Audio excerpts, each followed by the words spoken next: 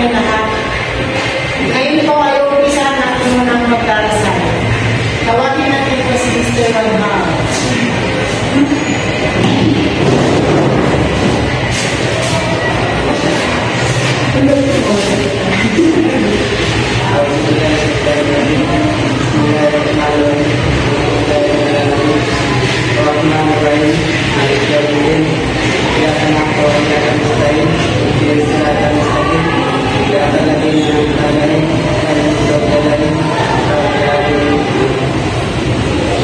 Ngayon po ay ang papakilala naman po ang mga facilitator ko. Ako po ay si Lieutenant J. Sawagi. Ako po si Saadia natin sa J. Ako po si Usama S. Ako po si Virgin Region Carmen. Ako po si Raito G. Shahadi.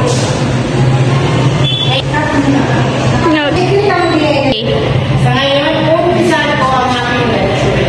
Magandang araw po sa inyong lahat.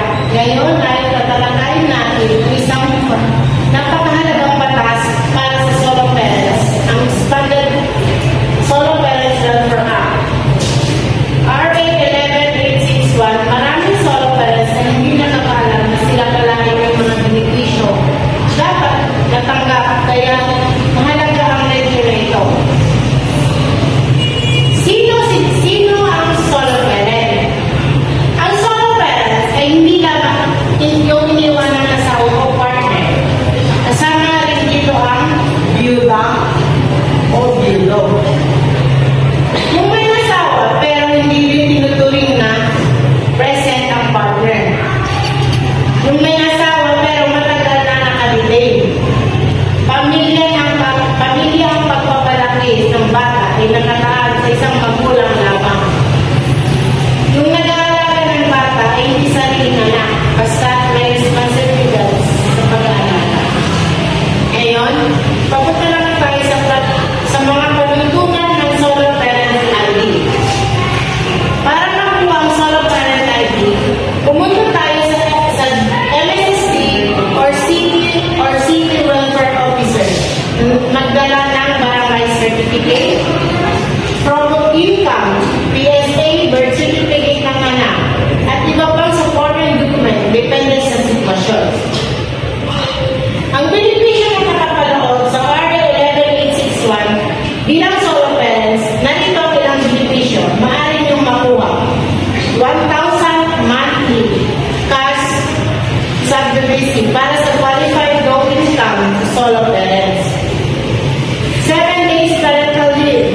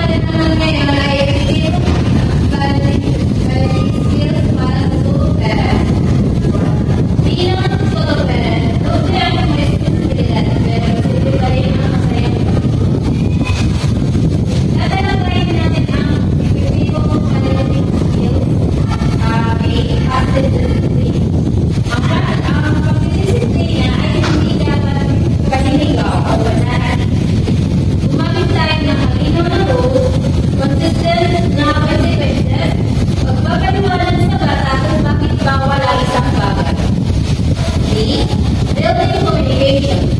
Makinig sa anak. Huwag agad magsulit. Tanungin sila ano ang nararamdaman mo. Kapag bukas ang komunikasyon, mas kampante sila. Sa patient things, magkaroon ng discipline tulad ng oras ng tulisig, nag-aaral, larong limitado, oras ng tulog, nakakatulong ito para hindi magulo ang araw. Emotional regulation, hindi ang solo parent. Normal ito mapagod, pero talagang makontrol ang emosyon. Tutuan din ang mga bata kung gaano malalim, magpahinga o magpoga. Pagtatapos, ang pagiging pag-epektibong magulang ay hindi pagiging perfecto. Ito ay pagiging present at consistent. At yun lamang po. Assalamualaikum warahmatullahi taala wabarakatuh, mga nanay. Ngayon, pag-usapan natin ang mental health at saka pag-aalaga sa sarili. Maraming mga parents ngayon na napapabayaan na kanilang sarili kasi inuuna yung mga anak. Pinapabayaan na yung mga kahit na magpulupot na yung mga isip nila, basta masistin pa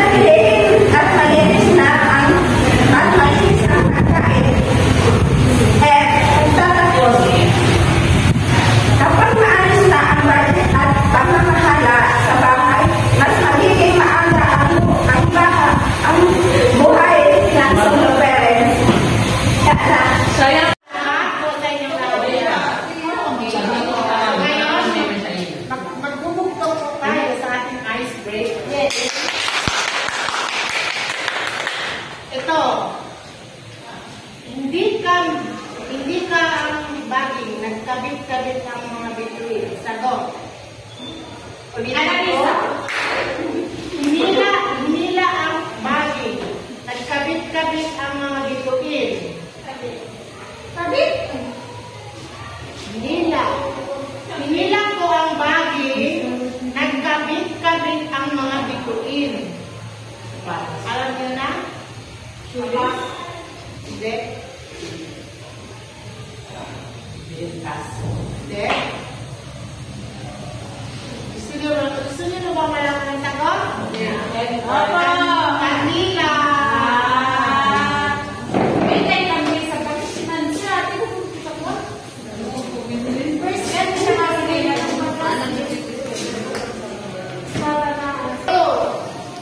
Butot, balat, lumilipad. Butot, balat, lumilipad. Saranggola. Saranggola. Number 3, dalawang batong itim, malayo ang narating. Tama! Yan dyan.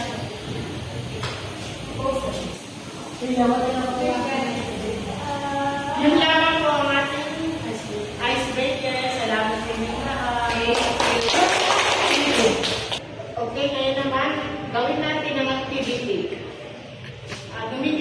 Tumindig kayo, sumagot kayo ng pagod o umasa, stress, kinakabahan o inspirado. Pili lang kayo ng isang salita na naglalarawan kung anong nararamdaman ninyo. Ikaw po, ano po yung nararamdaman mo ngayon? Ikaw po, stress po. Ikaw po, masaya po ba? Inspirado ka? Ikaw naman po. Pagod. Ikaw. Ano yan? Pagod dahil sa amin? Pagod ba kayo dahil sa amin? O pagod kayo sa mga ano nyo? Pagod sa bahay. Pagod sa bahay, sa mga anak, sa mga gawain. Yun lang po. Maraming salamat. Sabi ba ba ang lahat? Opo. Talaga ba? Talaga, kayo. So ito lang po ang ating panghuli. Gusto lang namin malaman kung ano ba ang naramdaman niyo sa aming mga pinagdagawa ngayon. Ares. Bibigyan po kami ng evaluation form para naman malaman kung ano ba ang inyong saloobin, kung kayo ba ay nagalit, na-stress na ba sa amin. Stress pa kayo sa amin or kayo na po Ayun na ang bahalang humusga sa mga pinagdagawa ngayon. Wala po kayong ballpen. wala po po kasi Ma'am Julasmin. Bigyan mo po. Sandali lang.